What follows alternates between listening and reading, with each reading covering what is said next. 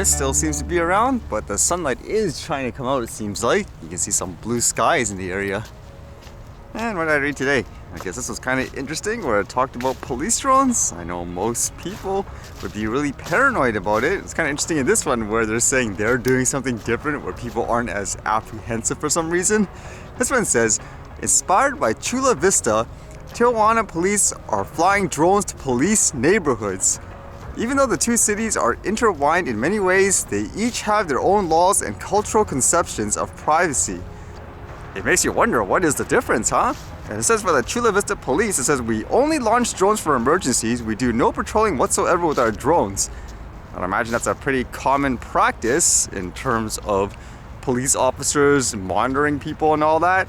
But it says Mexican authorities have the power to proactively record video or take photographs in public areas in the interest of public safety. But it must be limited to public spaces, not homes or other forms of private property.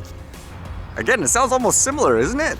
It says because the technology is still new, the truth is drones have presented a series of questions with regards to the limits and the right to privacy that haven't been tested in the courts, she said.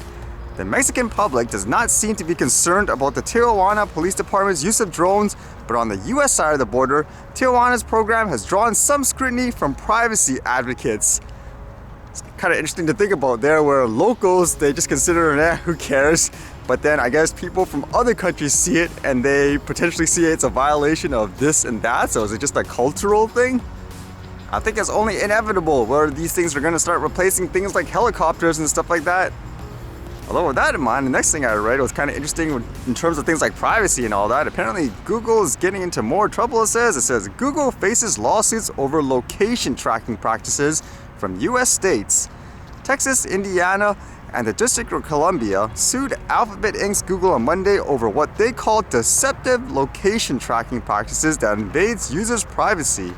Saying here, quote, Google falsely led consumers to believe that changing their account and device settings would allow customers to protect their privacy and control what personal data the company could access. Washington, D.C. Attorney General Karl Racine's office said in a statement, the truth is that contrary to Google's representations, it continues to systematically survey customers and profit from customer data. And a little bit more details, it says Google has a location history setting and informs users if they turn it off, the places you go are no longer stored. However, I guess it claims here, Google continues to track users' locations through other settings and methods that it fails to adequately disclose. I guess it's kind of like those, has anyone ever seen like those Google surveys you get, I guess, on the phone sometimes? You walk by places and it says, oh, did you actually enter in this place? Did you actually buy something? Would it be something like that? But it makes you think in terms of privacy and all that, are you ever truly, I guess, private when you use stuff like this? Or is your information always out there?